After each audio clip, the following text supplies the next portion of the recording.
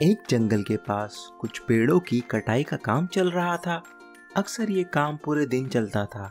सभी कारीगर सुबह से मेहनत मशक्कत करते और दोपहर को पास के गांव में भोजन करने चले जाते थे।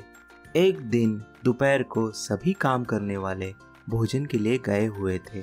तभी एक बंदरों की टोली कार्यस्थल पर आ धमकी और उन्होंने खूब उत्पात मचाया।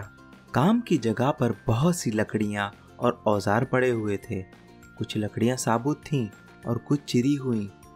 बंदरों के टोली के संचालक ने सभी बंदरों को वहां जाने से मना किया, लेकिन एक शरारती बंदर था। उसने संचालक की बात नहीं सुनी। सारे बंदर अपने मुखिया की बात मानने के बाद पेड़ पर चढ़ गए, लेकिन वो शरारती बंदर उन कटी लकड़ियों के बीच धमाल चौकड़ी कर रहा था। उसी जगह पेड़ के कई कटे लट्ठे पड़े हुए थे।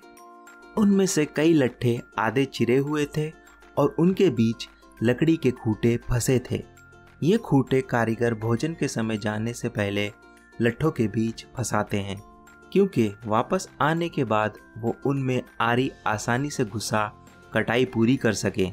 अब ये मस्तीखोर बंदर उत्सुकता के चलते एक आधे चिरे लट्ठे में फंसे खूंटे को देखने लगा। देखते देखते मन में ख्याल आया कि अगर खूंटा यहाँ से निकाल दिया जाए तो क्या हो सकता है। फिर वह आधे चिरे लट्ठे पर बैठ खूंटे पर अपना जोर आजमाने लगा। पेड़ पर बैठे मुखिया ने जब उसे ऐसा करते हुए देखा तो उसने उसे चेतावनी देकर वापस बुलाने की कोशिश की, लेकिन वो जिद्दी बंदर टस से मस नहीं हुआ। हट्टी बंदर और जोर लगाकर खूंटे को खींचने लगा, लेकिन वो खूंटा अपनी जगह पर ज्यों का त्यों बना रहा। अब बंदर और दम लगाकर खूंटे को खींचने लगा। इस खींचातानी में बंदर की पूंछ आधे चिरे लट्टे के पाटों के बीच आ गई। जोशीले और जिद्दी बंदर ने इस पर ध्यान नहीं दिया और अपने काम में खोया रहा। कुछ देर के बाद खूंटा थोड़ा सा हिला। ये देख बंदर की आंखें खुशी से चमकने लगी और अब वो दुगने जोश से खूंटे को निकालने लगा। आखिरकार बंदर के एक जोर के झटके ने खूंटे को बाहर निकाल दिया। खूंटे के बाहर आते ही आधे चिरे पट्टे एक दूसरे में धप से आ मिले और बंदर की पूंछ उनके बीच दब गई।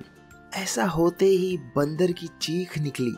इसके बाद बंदर ने कराहते हुए वहां से भागने की कोशिश की, लेकिन वो नाकाम रहा, क्योंकि अब वो फंस चुका था।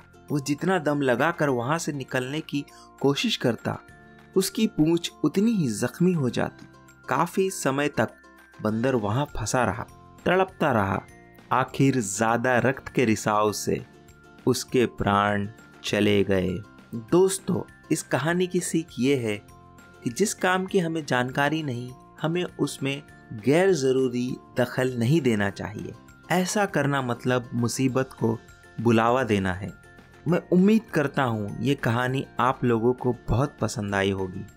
इसे लाइक करें, शेयर करें और हमारे चैनल माय रफ बुक को ज़रूर सब्सक्राइब करें। इससे हमें बहुत मोटिवेशन मिलता है। Thank you.